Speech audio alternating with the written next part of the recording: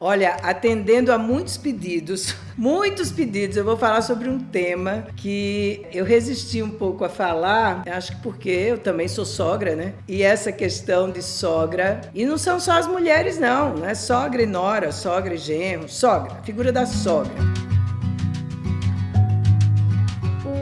Claro que eu, antes de falar sobre esse tema, eu fiz um exame de consciência para ver que tipo de sogra eu sou, né? Porque esse lugar de sogra é um lugar muito interessante, não é? E problemático. Sogra, sogro, né? Que eu acho que a sogra tem um papel mais evidente, porque a sogra, ela se origina, né? Do papel de mãe. Então, vocês imaginam, é um dos papéis que guarda mais poder, né? É o papel de mãe. Então, a sogra, ela sai do papel de mãe para um outro papel, mas ela carrega com ela, continua carregando o poder de mãe. Então, é muito usual que esse poder que ela tinha como mãe troca por esse poder de sogra, e nessa transição é comum a gente ver que nem sempre a própria sogra consegue atravessar bem essa transição. Não consegue muito saber por si só o limite disso. E sogra tem mesmo, viu, gente, um poder muito grande de chateação. Ela pode chatear. Não estou dizendo que todas as sogras chateiam, tá? Por favor, não se ofendam. Mas ela tem esse poder, potencial de chateação. Porque ela tem um poder muito grande. Ela é a mãe.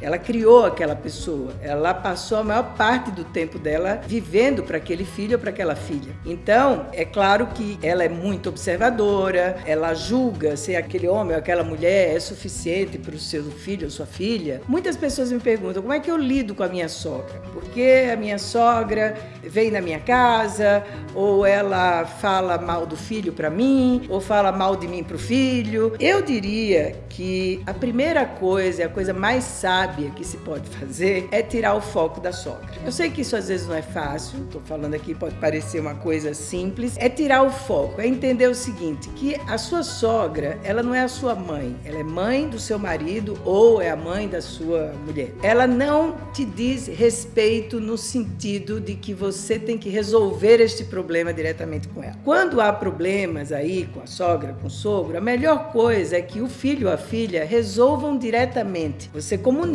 olha, eu estou sentindo isso, sua mãe ou seu pai fez tal coisa, mas quem tem que botar a mão na massa não é você, porque você vai criar uma situação familiar que pode levar a rupturas, que pode levar a chateações muito maiores. Vejam, não esqueçam de uma coisa, é a mãe dele ou dela, e da nossa mãe, do nosso pai, do nosso irmão, seja lá quem for, quem fala mal somos nós. A gente não quer que ninguém fale mal do nosso filho, da nossa filha. Se alguém fala mal, aquilo pega. Então, é importante ter essa clareza de que você não vai falar mal da sua sogra ou do seu sogro. Você vai comunicar alguma coisa que não está sendo legal para você, que você se ofendeu, que você não gostou, e como é que vocês dois ou vocês duas, enfim, seja quem for, vão combinar de lidar com essa situação. Mas nunca você entrar nesse embate. Você não vai se meter no trabalho do seu parceiro ou sua parceira. Você não vai se meter nos problemas da família do seu parceiro ou da sua parceira. O máximo que você pode é ouvir, quando vocês dois estão juntos, você ouve, você pode até dar uma opinião aqui, outra ali, mas isso não é tarefa sua, porque isso pode criar uma situação dentro do casamento muito, muito complicada. Mas, de modo geral, a sogra está observando se a escolha, se a pessoa para quem ela vai entregar o filho ou a filha é uma pessoa tão capaz quanto ela, que foi de cuidar do filho ou da filha. E essas coisas provocam muita angústia, provocam muito medo. Às vezes elas nem cuidaram tanto assim como elas acham que cuidaram. Mas isso faz parte das angústias. Então elas são atravessadas por medos, medo de ser excluída da relação, medo de envelhecer e esse filho e essa filha não darem a ela ou a ele, ao sogro ou à sogra, a devida importância, de que a família se separe a partir da entrada daquele homem ou daquela mulher. Então existem alguns medos que às vezes a gente não se dá muito conta e vai entrando no embate sem fim, que é muito desgastante. Claro, existem sogras bastante competitivas, que o tempo todo elas estão querendo esse lugar, mostrando quanto elas cozinham melhor, quanto que elas fazem melhor, Mas é preciso tirar o foco disso e entender que você tem a tua vida para tomar conta. E certas questões, elas precisam ser discutidas no casal, não é fora do casal, é no casal. Se o casal tiver maturidade, e de modo geral,